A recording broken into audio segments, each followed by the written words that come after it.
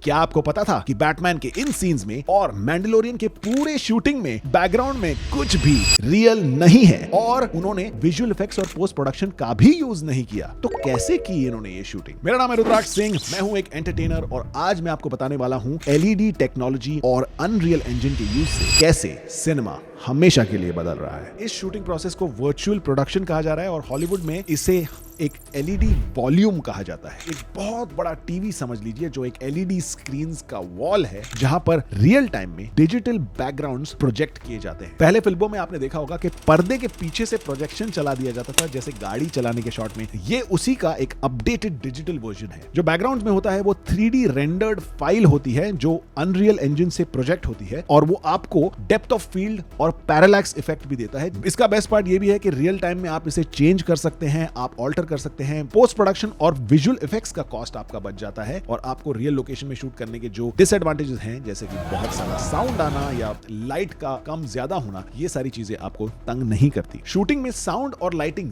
दोनों को आप अपने कंट्रोल में रख सकते हैं, यानी कि अगर आपको रात को 2 बजे भी सुबह की धूप चाहिए तो आप वो क्रिएट कर सकते हैं, या अगर आपको मैजिक आवर यानी कि शाम का वो सांझ का वो समय जो बहुत ही ब्यूटीफुल दिखता है, अगर आपको वो क्रिएट करना है तो आप पूरे दिन उस लाइट में शूट कर सकते हैं। मैंडलोरियन और बैटमैन जैसी फिल्मों में इसे बहुत एक्सटेंसिवली यूज किया गया बिकॉज जो सूट दोनों सुपर हीरोज ने पहना था उसमें बहुत रिफ्लेक्शंस दिखाई देते थे। तो ग्रीन स्क्रीन में उसे स्पिल कहा जाता है। ग्रीन स्पिल, जो सूट है उसे ग्रीन रिफ्लेक्ट करता, इसमें एक्चुअल ऑथेंटिक रिफ्लेक्शंस जो एलईडी स्क्रीन से आ रहे हैं वो दिखाई देंगे। तो पोस्ट प्रोडक्शन में आपका बहुत ज्यादा काम बच सकता है और आपके रिफ्लेक्शंस का जो ऑथेंटिसिटी और रियलिज्म है वो मेंटेन हो जाता है। तो इसमें सिर्फ एक बात है कि प्री प्रोडक्शन में जो बैकग्राउंड तैयार करने का कॉस्ट होता है, अनरियल इंजन को चलाने का कॉस्ट और अनरियल इंजन आर्टिस्ट का कॉस्ट वो बढ़ जाता है। लेकिन अगर आप लॉन्ग टर्म शूटिंग कर रहे हो तो फिर भी ये ट्रेडिशनल शूटिंग मेथड्स यानी कि एक्सटर्नल एनवायरनमेंट में शूट करने से फिर भी कॉस्ट इफेक्टिव हो जाता है। हॉलीवुड में इस्तेमाल करने के बाद अब ये इंडिया में भी यूज हो रहा है, लेकिन क्या ये है फिल्म मेकिंग का सॉलिड फ्यूचर? कमेंट्स में बताएं और अपने फिल्मी दोस्तों के साथ शेयर करें।